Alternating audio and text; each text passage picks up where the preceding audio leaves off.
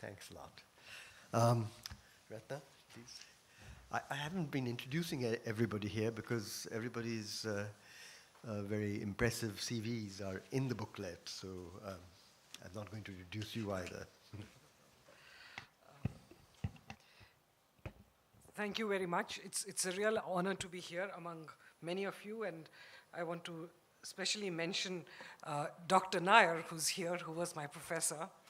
I'm seeing him after 25 years, and I'm truly honored because he said he's coming because he knew I was going to speak today. So thank you very much, Dr. Nair. I learned a lot from you. And also Dr. Reddy, who has been a moral support through my career in the fund. And whatever I've achieved, I feel people like yourselves have done wonders for me. So thank you for being here. So let me focus my talk on the G20 process, how we at the IMF assess the process. It's a task that we have been given by the G20 itself. And I will show you, I'll dare to show you what we think are the pluses and the minuses and the achievements. And then I'm going to argue why we do need to continue with this process, because it's been pretty critical in many of the achievements that at least we see from here.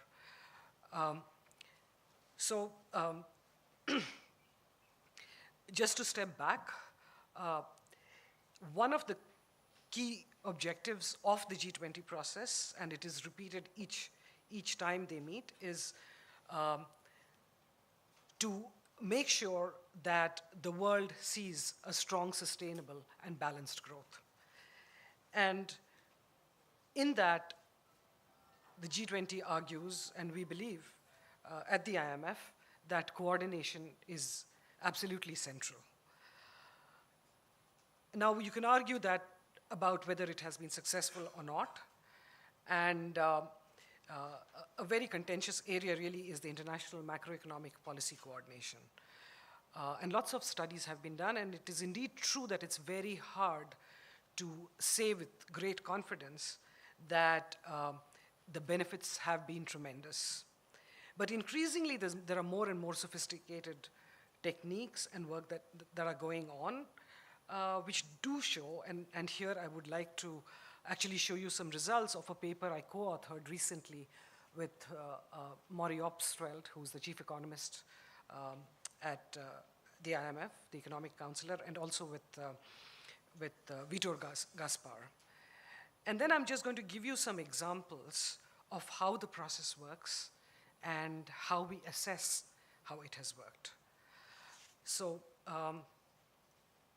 turning to the process itself,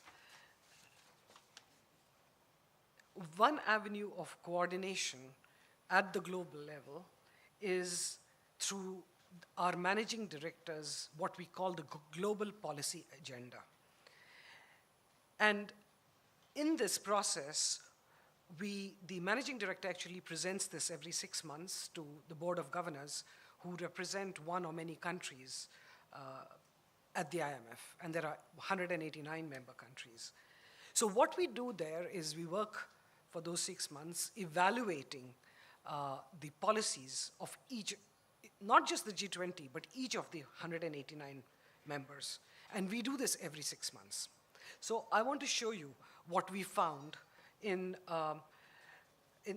across our membership, how our membership had done. So this is the IMF evaluating the rest of the world, each of the countries.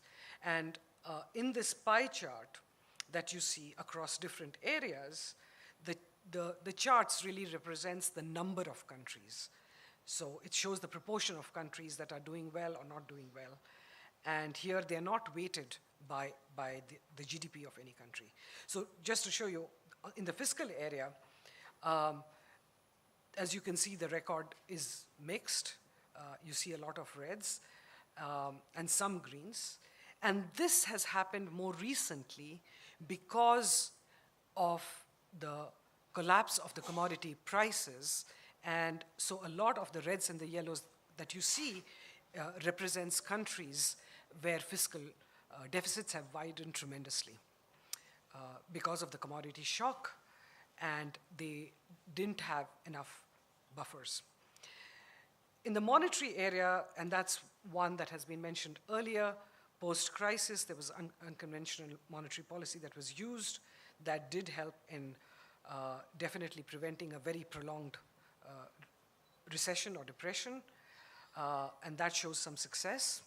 In the case of emerging markets, it really reflects that countries have been adopting flexible exchange rate regimes, and that has proved to be a pretty sound buffer against crises. In the financial area, there are problems, and there have been mixed results, and this is, as far as the advanced countries are concerned, there still remains a lot of problems on the balance sheets of banks in the euro area. In emerging markets, we are seeing a rise in corporate debt, and of course, the bad loan problem that you see in India, for example, and China is also struggling in these two areas. So on the structural side, where we see the weakest performance, because there are a lot of things that need to be done in every country, and again, the situation has worsened in the commodity exporters. So this is really our assessment of how the coordination across countries at the IMF that we assess works. So this is a report that the MD provides to its membership.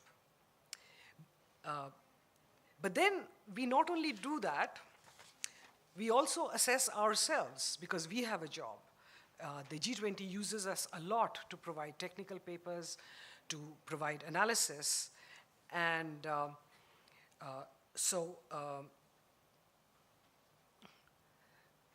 in this case, what we do is there are three areas that are identified. The first one relates to our assessment of each country and their policies in the area of monetary exchange rate, and now, of course, macroprudential policies and structural policies. A second area where we assess ourselves is how much do we promote shared prosperity. Again, this is through analytical work, and this includes papers on global productivity, global economic integration, global regulatory reforms, and now we've also started working on inclusive growth and cyber risks. These are some new areas, for example. And then finally, we assess ourselves on whether we make multilateralism work for all. And as you can see, the green is complete, the yellow ongoing, and the red is delayed. We do best in the areas of promoting shared prosperity. But that's mainly by making our membership aware of the issues in different areas that we look at and what are the pluses and minuses.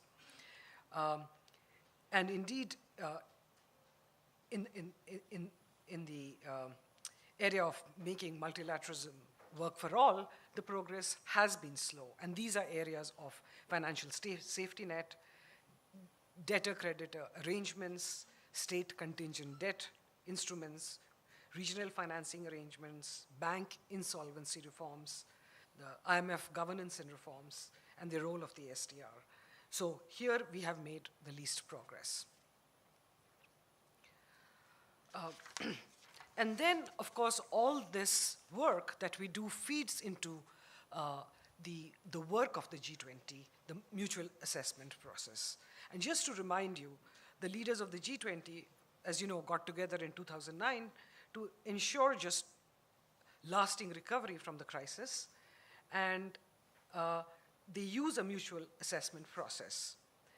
And the main purpose of this process is really to identify what the objectives are for the global economy, what are the policies that are needed to achieve these goals, and what the progress has been. And this is where we help. I'm not going to go through all the various summits that have happened, but these summits have, over time, given different emphasis on different topics, such as jobs, growth, structural reforms, and now there's a lot of emphasis, indeed, because of a rise in populism, on inclusive growth. And as I had mentioned earlier in response to Arvind Subramanian's presentation, that I do think that we have had quite a lot of achievements, including on financial regulation supervision, on taxation, on, of course, the post-crisis, the response, monetary and fiscal policy across these countries. So depending upon your benchmark, I would say that it's very difficult to cooperate, but it has been working quite a bit. An important area that I want to highlight that, again, as Amar mentioned, is under the radar is not just the importance of international standards, but also the fact that countries across the globe, the advanced economies, the emerging economies, as well as low-income countries, have done a lot in strengthening their economic and financial institutions. So institution building has slowly, invisibly, actually progressed quite a lot since the global financial crisis around the world. And the 12 areas that you see here are basically the areas the IMF and the World Bank monitor and help provide technical assistance, advice, and capacity building to all our membership. And we feel we've made a lot of progress in this particular area. And why am I emphasizing economic and financial institution building? Because policies that countries implement are much more effective when institutions are stronger. And I'll show you a very concrete example from another paper that I wrote recently. So here is the example. So this is a very, very, very interesting finding from one of the papers that I had co-authored. And this is a chart from that particular paper. This paper is on financial inclusion and financial stability. So on the y-axis is a measure of financial stability. So the higher the numbers, the greater the stability. And on the x-axis is the number of borrowers from commercial banks per 1,000 adults. So the question is, as more and more people borrow, does financial stability improve or does it fall? In general, the answer is that it's not a monotonic relationship. It is a hump-shaped curve, so that what it says is that when borrowers are fewer, financial stability is higher, but beyond a point, actually financial stability begins to suffer.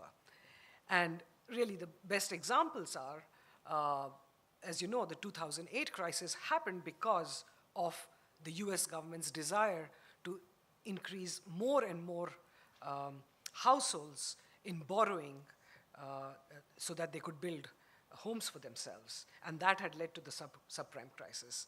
And then, of course, closer to home, which is India, in 2010, we faced the microcredit problems in India. And this chart basically says is that this hump-shaped curve really matters what the shape is going to be, depending upon how strong the regulations and supervision is. So the green one says that if you really have very good regulation and supervision, you can lend to more and more people. That's the main message of this. But if you don't, and that's about building institutions, then you're going to lend recklessly and you're going to run into problems. So let me now turn to another area where IMF has played a huge big role. And I'm not going to go into each area, but I just want to show you that we are helping, again, providing a lot of technical support to the FSB and the G20 in helping design reforms, in helping implement through our Article 4s and through many fora, helping our member countries to implement the proposals, the agreed proposals, which is through capacity building. And also now we are assessing the implementation of reforms. So I really believe that in this particular area, in the regulatory reform agenda, without cooperation, without coordination, it would have been impossible to achieve these kinds of goals. And the fact is that, again, in meeting these standards, each of the countries actually benefit because they are building institutions. And now I want to tell you about the latest work that we have done, which again reinforces the message that coordinated approach is much better. And this is a work that I recently did with Maury, Opsfeld, and Victor, as I mentioned. And so we have a paper where we argue that each country needs to adopt a 3C approach. So what do we mean by 3C? So the first is comprehensive. So these are actions to be taken within each country and at each point in time, in the areas of monetary, fiscal, financial, structural. So this is just policies for each country. The second aspect is consistent. Again, these are policies within each country, but they need to be consistent across time. So what do I mean by that? So just to give you an example, it is okay for countries, for example, to increase their fiscal deficit in the short term if you do have a plan of bringing it back in a medium-term framework in such a way that debt remains sustainable and fiscal policy remains sustainable. So it's not that just loosening fiscal policy is bad. It can make perfect sense, not just from a cyclical perspective, but also from a structural perspective, because many of these initiatives could lead to an increase in the productive capacity of a country, and therefore increase growth in the longer run, and therefore a looser fiscal policy is justified in the short run. And finally, the third leg is about coordination across countries at each point in time. And here, let me just skip this and show you a concrete example. So this paper actually uses a global model, which we call the GIMF model, which is developed at the IMF. And here, it looks at the world and each of the regions. And the first column says, looks at what happens if you increase the fiscal deficit, or there's a fiscal stimulus in each of the countries, one at a time. So here you see the numbers across US, which is 1.1. This is the impact on growth. And then, of course, in emerging Asia is the highest, which is 2 percentage point increase in growth because of a fiscal stimulus. However, so this is when each country does it one at a time. The last column actually shows you when all of them do it together, when they actually coordinate and cooperate. And there we find the numbers are much, much larger. And so this illustrates the powerful multiplier effect, I would say, through positive spillovers that come from a simultaneous international action. So it's not just important to get the policy right at the domestic level, but it's also important to do it at the international level. The next 2 pages, which I'm not going to get through because I want to be disciplined about time, really is the advice that we are giving different regions in the world currently on what they should be doing in terms of not just what is good for themselves, but also for the global economy. So the bottom line of my presentation is really to say that there are externalities in public goods. We do need cooperation. There is a process. It works. In some areas, it has worked better than other areas. And the big takeaway to me is really that if it's not working, I think we've got to try harder, as we saw in the FSB on the regulatory reform agenda. Very disciplined, very rigorous, and it worked. And why do we need the G20? To be honest, we need the G20, even if the IMF is there, and the World Bank and other IFIs like WTOs, because we do need the political blessing of the top 20 countries around the world to make it happen. Thank you.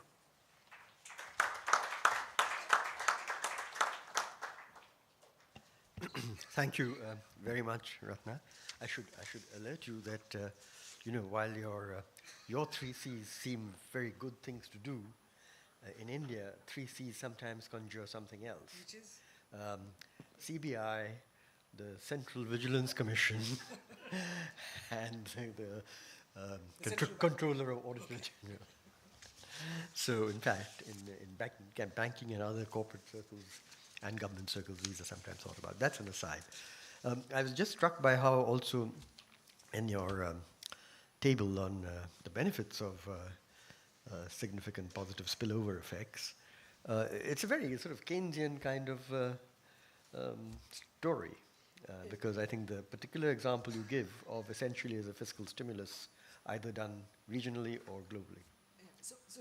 Sorry, it's not just in response to the cycle, which is what Keynes was about, but it also touches upon a very important point, which is if you could increase the structural deficit, if you think it's going to go towards increasing the productivity or the productive capacity, so actually you're affecting long-term growth in such a way that is going to rise. Okay. Thank you. Well, I see from the outline of the program that we've already over 15 minutes. Yeah, we're supposed to be having lunch. But I think this is par for the course that we start lunch perhaps even half an hour late. I don't know if Rajat will allow that. And then in that case, so that case we have, as he says, 15 minutes for questions, answers, open discussion. Yes, we'll take, maybe 4 questions and then ask the panelists. And please introduce yourself as well as say who should answer your question. Thank you. My name is Yoshino. I'm the Dean of Asian Development Bank Institute, ADB Institute. I would like to ask about IMF's presentation. 3 points. Number 1, there are lots of policies, but implementation of some policies is much easier, especially monetary policy easier. That's why Japan is quantitative easing a lot, and the fiscal policy is much less. So I'd like to know how to make those implementation costs from one to another. Second one is Japan is facing with aging population. Then the effectiveness of monetary policy diminishes. The reason is those young people are affected by monetary policy. Wage rate will go up. But retired people are outside of those monetary fiscal policy. Then the policy impacts became much less. Then structural policy is much more important, but it is much costly. Last one is coordination is very good from your simulation, but some country may gain larger than others. What are the conditions, the difference among those win-win situations? Thank you. Thank you. Let's take a couple of more questions. Yes, Ashima? Yeah, I had a question for Errol. Very, very nice explanations and analysis. But again, the general equilibrium effect. See, you start by saying there's a current account deficit, which is why you have inflows. But the reality might be that you have inflows, and that leads to appreciation, and that leads to a current account deficit. You know, because in India, for example, our capital account has been much larger than our current account deficit. So then your policy solution that coordination doesn't work. Now, if you have coordinated prudential reforms across capital sources, borrowing and lending countries, you might find that there is an improvement. Yeah. Suman? Thank you. Shankar Suman Berry, recently with Shell. One question, since there isn't a session on global governance this year around, stimulated by what Dr. Dieter had to say. So it's been certainly fashionable to point to the US as, and the US Congress in particular, as holding up the last round of IFI reform, particularly in the IMF. I do know that there are views, at a fairly senior level amongst emerging market participants at the IMF, in the staff I'm talking about, which is to say that really, at the end of the day, the Europeans are very comfortable with the foot dragging of the Americans, because it means that they don't have to confront the changes in shares. Since you've been so pleasingly outspoken on some of the German issues, I wonder whether you as an academic would wish to talk about, as it were, the underlying willingness of radical shift in chairs and shares, including the MD issue. And well, let me leave it at that. I have another question. Thank you, Suman. We have two more questions. One right behind you, Suman, gentleman over there. I'm Kumar Bijoy from Delhi University.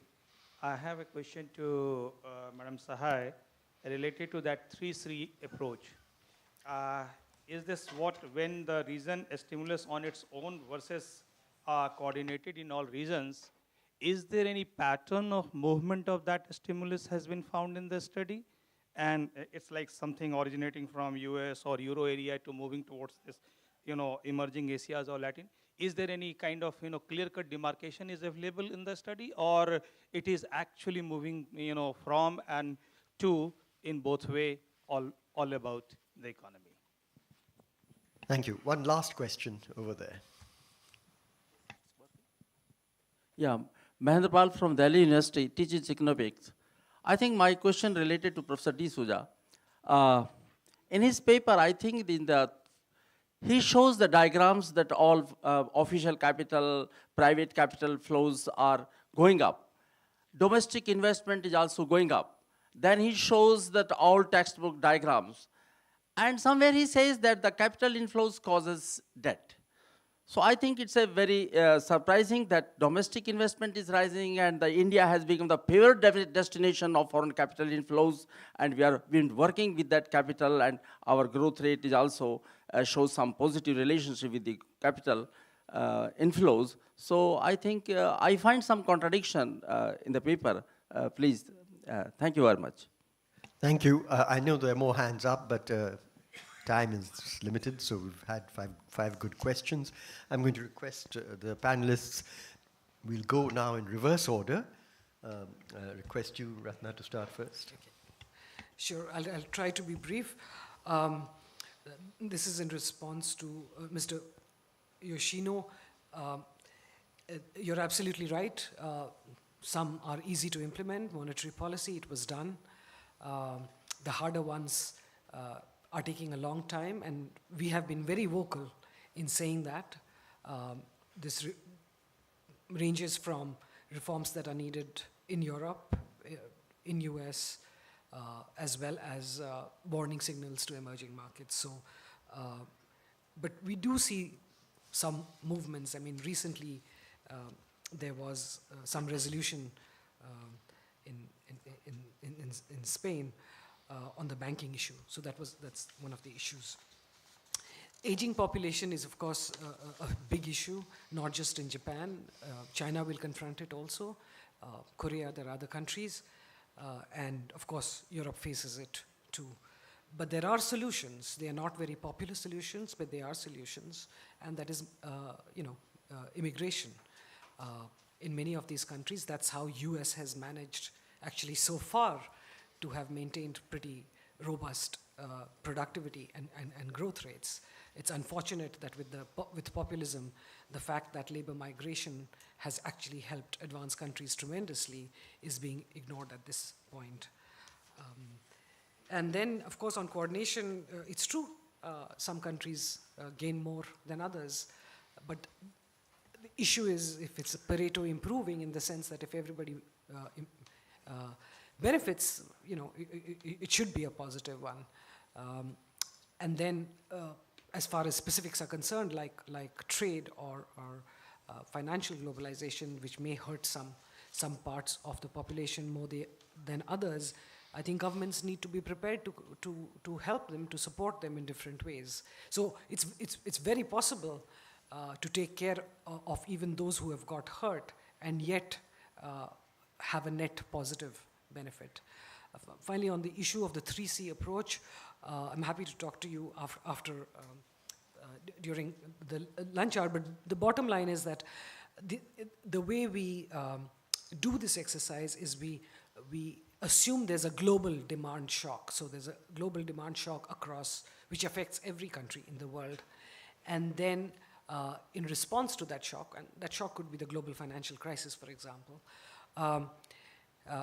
how should countries respond? And if different countries respond in different ways at different points in time, then it doesn't quite add up to the benefits that come when all of them coordinate together.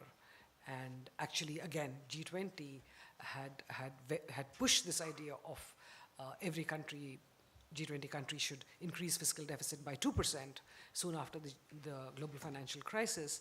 And there was peer pressure, and you know, all these countries did increase their fiscal deficits, not quite to the 2%, but we think that was also an area which was a huge success. Thank you. Errol? So thanks, Ashima. I will look at this. To my mind, it was like a counterpart to what I've done earlier. And actually, I have some results around that which are approximately the same, but it's worth sort of expanding it in the direction. Mr. Mahindra, I think we need to talk because I didn't really understand the question completely. And it's a simple setup of a model. We can talk about it. I'd rather not bore the audience again with this. Thank you. Okay, Professor Dieter? Yeah, thank you very much. That question by Mr. Barry on the IMF can be answered very quickly. Yes, the Europeans like to duck for shelter, and they were happily hiding behind US Congress.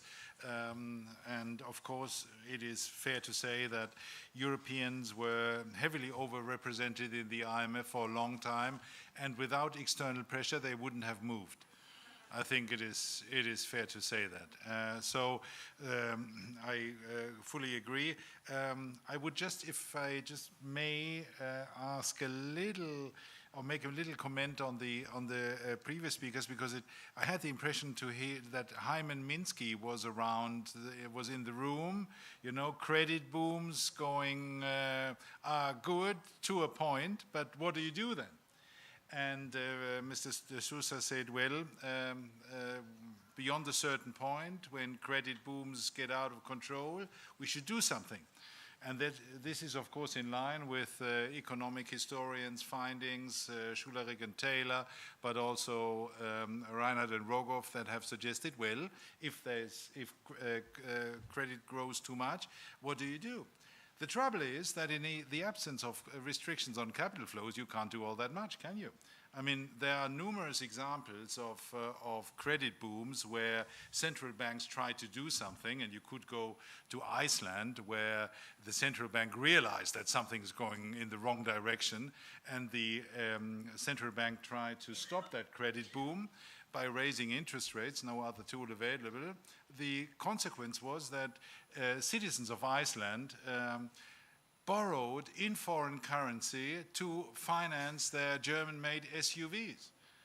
And you have the similar pattern in many countries. You have the same in Spain, where citizens borrowed for real estate financing. You had similar events in many other economies, Australia in the 1980s. So the question would be, and I think we are running out of time, but the question would be, what do you do if you have a credit boom and the central bank wants to do something about it in the absence of restrictions on capital flows? I think that is a question. Very good question, and perhaps bilaterally, if you have a discussion, you will get an answer. Otherwise, we can go on. And I sense that we've now reached 1 o'clock, and I don't want to test the patience of either audience or Mr. Katuria or anybody else. And so this has been a very, I think, varied session where each of the panelists has given very different presentations, which I think each of them were rich in their own way. So, and we had some good question and answer, and you've been a very patient audience as well. Now, my first and most important thanks, of course, goes to the panelists, and let's give them a hand.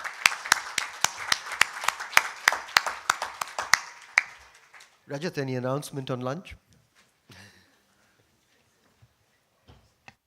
Thank you, Chair. Thank you, panelists. Now we'll be going for lunch, and we'll be resuming at 2 sharp. Thank you.